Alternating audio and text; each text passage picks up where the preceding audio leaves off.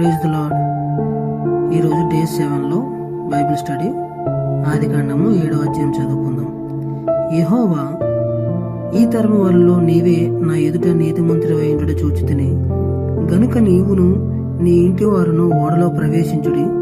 పవిత్ర జంతువులలో ప్రతి జాతి పోతులు 7 పెంటులు 7, పవిత్రములు కాని జంతువులలో ప్రతి జాతి పోతును పెంటయు 2, ఆకాశ పక్షులలో ప్రతి జాతి మగవి 7, ఆడవి 7. నీవు భూమి అంతటి మీద సంతతిని జీవముతో కాపాడునట్లు నీ యొద్ద ఉంచుకొను. ఎందుకనగా ఇంకనూ 7 దినములకు నేను 40 పగళ్లను 40 రాత్రులను భూమి మీద వర్షము కురిపించి నేను చేసిన సమస్త జీవరాశులను భూమి మీద ఉండకుండా తుడిచివేదునని నోవాహుతో చెప్పెను. తనకు యెహోవా ఆజ్ఞాపించిన ప్రకారము నోవాహు యావత్తును చేసెను. ఆ జలప్రవాహము భూమి మీదకి వచ్చినప్పుడు నోవాహు 600 ఏండ్లవాడు. అప్పుడు నోవాహును అతనితో కూడా అతని కుమారులను అతని భార్యయు అతని కోడండ్రును ఆ ప్రవాహ జలములను తప్పించుకున్నటకి ఆ ఓడలో ప్రవేశించిరి. దేవుడు నోవాహునకు ఆజ్ఞాపించిన ప్రకారము పవిత్ర జంతువులలోను అపవిత్ర జంతువులలోను పక్షులలోను నేలను ప్రాకు వాటన్నిటిలోను మగది ఆడుది జత జతలుగా ఓడలోనున్న నోవాహునొద్దకు చేరెను. 7 దినములైన తరువాత ఆ ప్రవాహ జలములు భూమి మీదకి వచ్చెను. నోవాహు వయసు యొక్క 600 సంవత్సరము 2వ నెల 17వ దినమున మహాగాధ జలములు ఊటలన్నీ ఆ దినమందే విడవబడెను. ఆకాశపు తూములు విప్పబడెను.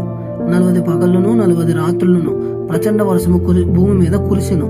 ఆ దినమందే నోవాహును నోవాహు కుమారులకు షేమును హామును యాపెతును నోవాహు భార్యయు వారితో కూడా అతని 3 కోడండ్రును ఆ ఓడలో ప్రవేశించిరి.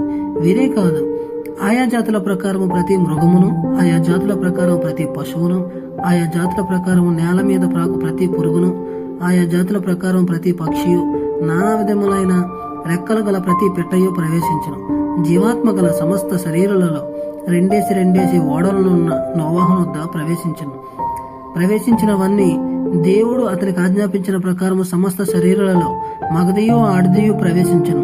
అప్పుడు యెహోవా ఓడలో అతని మూసివేసెను.